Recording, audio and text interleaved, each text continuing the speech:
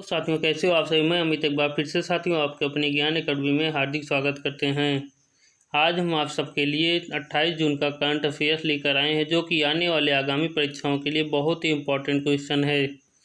Video देखना ना भूलें। Question number 1, fair and lovely के बाद कौन सी कंपनी ने अपने प्रोडक्ट से काले, गोरे और हल्के जैसे शब्दों को हटाने की घोषणा की है। A baby Johnson, B L'Oreal group, C Lakme, D Boroplus. तो बताइए इनमें से कौन सा ऑप्शन सही है। चलिए बताते हैं, इनमें से बी ऑप्शन सही है, L'Oreal group. Fair and lovely के बाद लोरियल ग्रुप ने अपने प्रोडक्ट से काले, गोरे और हल्के जैसे शब्दों को हटाने की घोषणा की है।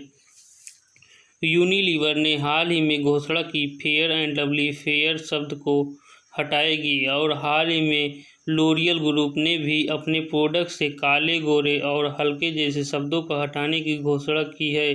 कुछ समय पहले अमेरिका से शुरू हुआ ब्लैक लाइव्स मैटर आंदोलन कई देशों में फैल गया है। लोरियल ग्रुप की स्थापना 30 जुलाई 1909 पेरिस, फ्रांस से शुरू हुई थी। क्वेश्चन नंबर 2, जापानी कंपनी ओलंपस ने अपने कितने साल पुराने कैमरे का बिजनेस बेच दिया है। ए 52 साल, बी 68 साल, सी 84 साल, डी 92 साल। तो बताइए इनमें से कौन सा ऑप्शन सही है। चलिए बताते हैं, इनमें से सी ऑप्शन सही है, 84 वर्ष। जापानी कंपनी ओलंपस ने अपने 84 साल पुराने कैमरे का बिजनेस बेच दिया है। अब यह कंपनी मेडिकल इमेजिंग उपकरण की बनाएगी। जापान इंडस्ट्रियल पार्टनर्स ने ओलंपस से यह कारोबार खरीदा है।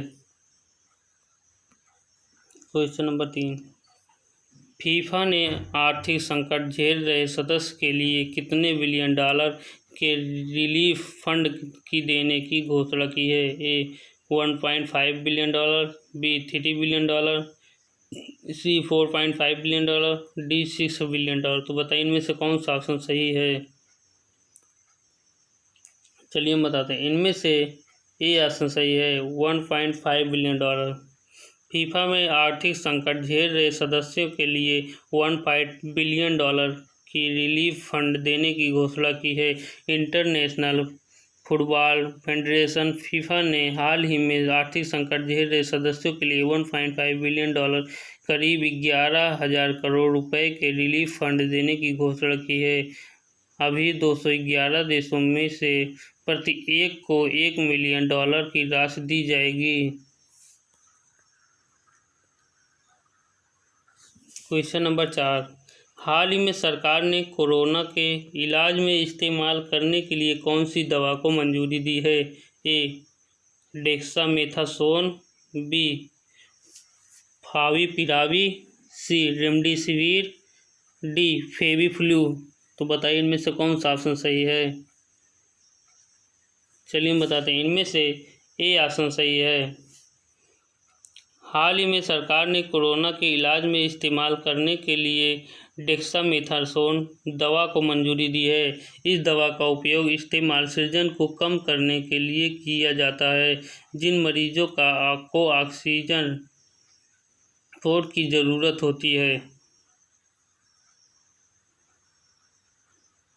क्वेश्चन नंबर 5, उत्तर प्रदेश सरकार ने कोर्ट, मेट्रो और एयरपोर्ट की सुरक्षा करने के लिए किस फोर्स के गठन को मंजूरी दे दी है। A UP special security force, B UP security force, C UP metro security force, D UP property security force. तो बताइए इनमें से कौन सा ऑप्शन सही है। चलिए हम बता दें, इनमें से ए ऑप्शन सही है, UP special security force. Uttar Pradesh सरकार ने कोर्ट, मेट्रो और एयरपोर्ट की सुरक्षा के लिए यूपी स्पेशल सिक्योरिटी फोर्स के गठन को मंजूरी दे दी है। पहले चरण में इस बल के 5 बटालियन का गठन किया जाएगा। साथ ही यूपीएसएसपीएफ की स्पेशल ट्रेनिंग कराई जाएगी। क्वेश्चन नंबर 6, बॉलीवुड के किस फिल्म डायरेक्टर ने Mumbai academy of moving image movie को फिल्म डिस्ट्रियल के बोर्ड के सदस्य से इस्तीफा दे दिया है? ए राजकुमार हिरानी, बी रोहित शेट्टी, सी करण जौहर, डी आमिर खान। तो बताइए इनमें से कौन सा ऑप्शन सही है? चलिए हम बताते हैं। इनमें से सी ऑप्शन सही है, करण जौहर। बॉलीवुड के करण जौहर डायरेक्टर ने Mumbai academy of moving image को फिल्म फेस्टिवल के बोर्ड के सदस्य से इस्तीफा दे दिया है। उन्होंने मूवी की डायरेक्टर स्मृति किरण को इस्तीफा मेल किया है। करण जौहर का जन्म 25 मई 1972 को मुंबई में हुआ था और आमिर खान का जन्म 14 मार्च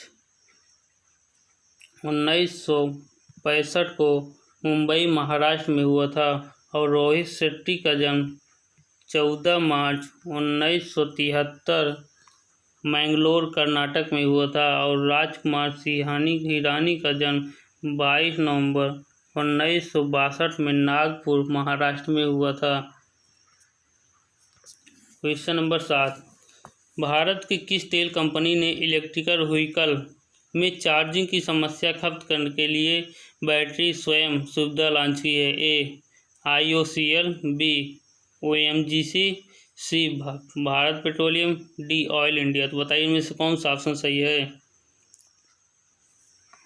चलिए हम बताते हैं। इनमें से ए ऑप्शन सही है।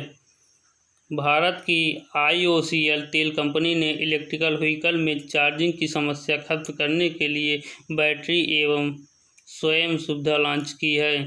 भारत की सबसे बड़ी तेल company Indian oil corporation IOCL ने हाल ही में इलेक्ट्रिकल व्हीकल में चार्जिंग की समस्या खत्म करने के लिए बैटरी स्वैपिंग सुविधा लॉन्च की है, जिसके तहत EV चालक मिनटों में चार्जिंग बैटरी के बदले में फुल चार्ज बैटरी से कर ले सकते हैं। इंडियन ऑयल की स्थापना कॉरपोरेटर की स्थापना 30 जून 1959 में हुई थी। इसका मुख्यालय नई दिल्ली में है और INOG की स्थापना 14 अगस्त 1956 में हुई थी। इसका मुख्यालय देहरादून उत्तराखंड में है। भारत पेट्रोलियम की स्थापना 1992 में हुई। इसका मुख्यालय मुंबई भारत में है। ऑयल इंडिया की स्थापना 18 फरवरी 1959 को हुई थी। इसका मुख्यालय लुधियाना असम में है। दुलियाना असम में है। क्वेश्चन नंबर 8, आर्थिक मामलों की मंत्रिमंडलीय समिति ने पशुपालन अवसंरचना विकास कोष की स्थापना के लिए कितने करोड़ रुपए दिए हैं? ए 5,000 करोड़ रुपए, बी 10,000, सी 15,000, डी 20,000 करोड़ रुपये। तो बताइए इनमें से कौन सा ऑप्शन सही है? चलिए बताते हैं। इनमें से सी ऑप्शन सही है, 15,000 करोड़ रुपया। आर्थिक मामलों की मंत्रिमंडलीय समिति ने पशुपालन अवसंरचना विकास कोष की स्थापना के लिए 15,000 करोड़ रुपए दिए हैं, जो कि आत्मनिर्भर भारत अभियान प्रोत्साहन पैकेज का एक हिस्सा है।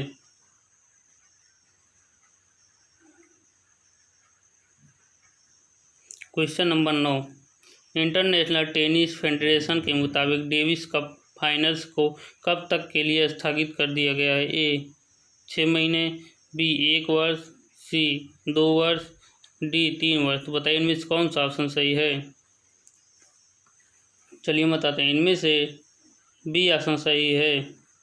इंटरनेशनल टेनिस फेडरेशन के मुताबिक डेविस कप फाइनल्स को 1 वर्ष के लिए स्थगित कर दिया गया है। अब फाइनल मुकाबला 2021 में 22 नवंबर से होगा। साथ ही फेड कप का फाइनल भी अगले साल अप्रैल में आयोजित किया जाएगा। ITF की स्थापना 1 मार्च 1913 में हुई थी। इसका मुख्यालय लंदन इंग्लैंड UK में है। क्वेश्चन नंबर 10, भारतीय सैन्य टुकड़ी ने हाल ही में किस देश के 75वें विजय दिवस परेड में भाग लिया है? ए जापान, बी अमेरिका, सी रूस, डी ऑस्ट्रेलिया। बताइए इनमें से कौन सा ऑप्शन सही है? चलिए हम बताते हैं। इनमें से सी ऑप्शन सही है, रूस। केंद्रीय रक्षा मंत्री राजनाथ सिंह ने कहा है कि भारतीय सैन्य टुकड़ी ने हाल ही में रूस के 75वें विजय दिवस परेड में भाग लिया है। दूसरे विश्व युद्ध के दौरान ब्रिटिश भारतीय सशस्त्र बल मित्र राष्ट्र की सेना में सबसे बड़ा हिस्सा थे। रूस की स्थापना 25 दिसंबर 1991 में हुआ था। इसकी राजधानी मॉस्को है। और ऑस्ट्रेलिया की स्थापना 26 जनवरी 1788 में हुई थी। इसकी राजधानी कैनबरा है। और अमेरिका की स्थापना 4 जुलाई 1776 में, इसकी राजधानी वाशिंगटन डीसी है। और जापान की स्थापना 1882 में हुई थी। इसकी राजधानी टोक्यो है। वीडियो अगर अच्छा लगा हो तो दोस्तों please subscribe, like, subscribe, bell icon तथा शेयर करना ना भूलें।